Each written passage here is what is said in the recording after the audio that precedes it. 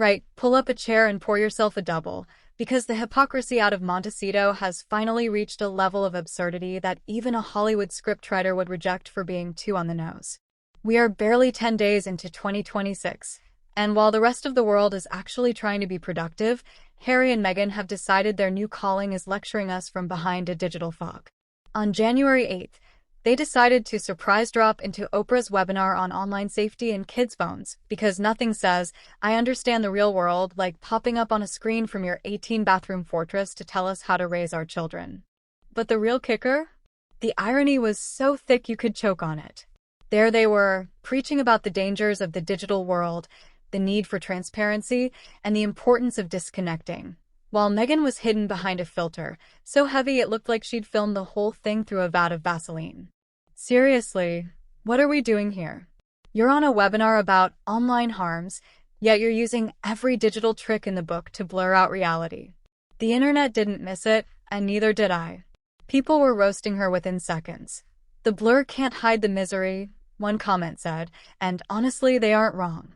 It's the ultimate Sussex metaphor, isn't it? A filtered, grainy, manufactured version of a life, being broadcast to a public that's increasingly allergic to their brand of "do as I say, not as I do." They're sitting there talking about social media harms, while simultaneously using those very platforms to maintain a stranglehold on their image that would make a dictator blush. And let's talk about that parenting lecture, shall we? This is the duo that treats Archie and Lilibet like state secrets, or more accurately, like brand assets to be deployed only when the engagement numbers start to dip. They lecture the amazing generation about social media, yet they've curated a life for their own kids that is completely devoid of the very connections they claim to value. They talk about protecting children, but the public sees right through it. It's not protection, it's control. It's gatekeeping the grandkids from a family that actually shows up. The irony of Harry, a man who has spent the last 4 years airing every family grievance for a paycheck, talking about privacy and safety, is enough to give you whiplash. They want to regulate your phone, your kids, and your speech, all while they hide behind a literal digital screen because they can't handle an unfiltered camera. But then look at the contrast.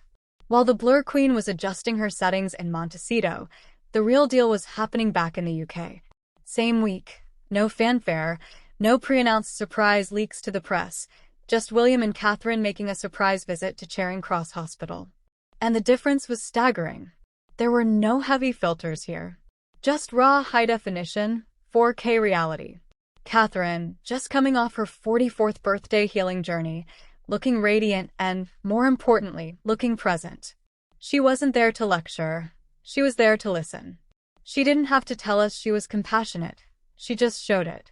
She introduced her husband simply as William. No titles, no ego, no "I'm the Duchess of Lifestyle."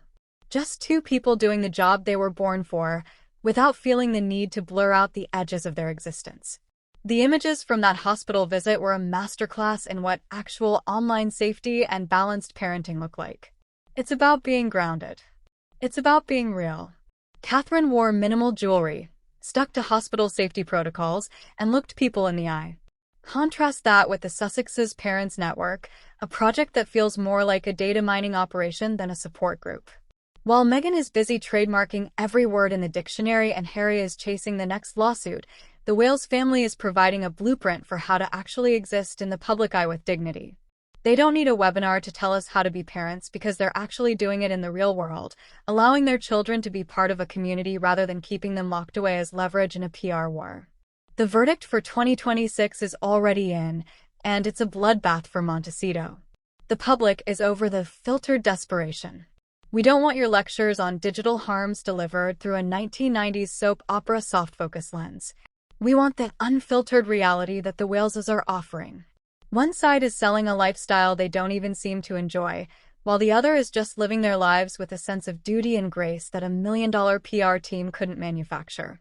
Meghan's attempt to hijack the week backfired the second that Blur hit the screen. It reminded everyone that she's terrified of being seen as she is, as a woman who chose the influencer life but can't stand the influencer feedback. So, who are you going to listen to? The Blur Queen who can't even show her face without a digital safety net, or the future queen who's out there in the wards, in the gardens, and in the real world? It's class versus crass, authenticity versus aesthetics. And frankly, the more Meghan tries to preach to us, the more she looks like a relic of a failed era of celebrity. The mask hasn't just slipped, it's been blurred into oblivion. As ever, the Sussexes have managed to turn a serious issue into a vanity project, and as ever, we're all here to watch the train wreck in high def.